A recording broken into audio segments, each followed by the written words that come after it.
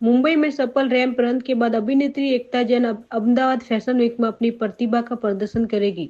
अभिनेत्री, मॉडल और प्रभावशाली एकता जैन 31 मई 2025 को अहमदाबाद के होटल हयात रिजेंसी में आयोजित होने वाले प्रतिष्ठित अहमदाबाद फैशन वीक में रैंप पर प्रस्तुति देगी। ये प्रसिद्ध फैशन क्यूरेटर अर्चना जैन और डिजाइनर रंग चक्र के लिए रैंप पर चलेगी।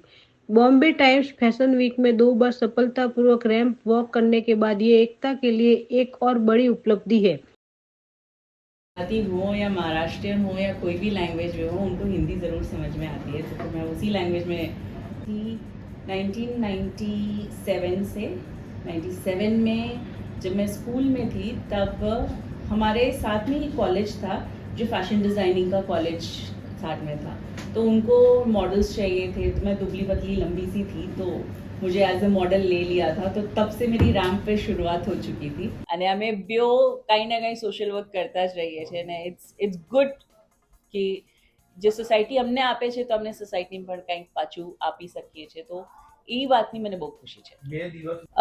શો સ્ટોપર એટલે કે જે શોને એન્ડમાં સ્ટોપ કરે, પણ ત્યાંથી જ શરૂઆત થાય છે એકચ્યુઅલી શોની। જે શોનું મેઇન ડિઝાઇનર છે, શોનું મેઇન કોરિયોગ્રાફર છે, જો શોના મેઇન સાથીઓ છે બધા, એ લોકો એના પછી બધું વોક કરે। તો નામ ભલે સ્ટોપર છે, પણ એનાથી બધું શરૂઆત થાય છે। તો એઝ અ શો સ્ટોપર હું ત્રીજી વાર ફેશન વીકમાં વોક કરું છું। પણ એઝ અ કોસ્ટ્યુમ જે હમણાં મને મળ્યું છે, જે હમણાં હું જસ્ટ હમણાં જ ટ્રાયલ કરીને આવી છું, ઇટ્સ બ્યુટિફુલ વીગન સિલ્કનું મટીરિયલ છે અને બ્લેક એન્ડ ગોલ્ડ કોમ્બિનેશનનું છે અને ઇટ્સ બ્યુટિફુલ પીસ। એ શું છે એ તો તમને જોવું પડશે, ત્યારે જ તમને ખબર પડશે। એટલું બધું યસ ડેફિનેટલી ડ્રેસિંગની થીમ શું હશે?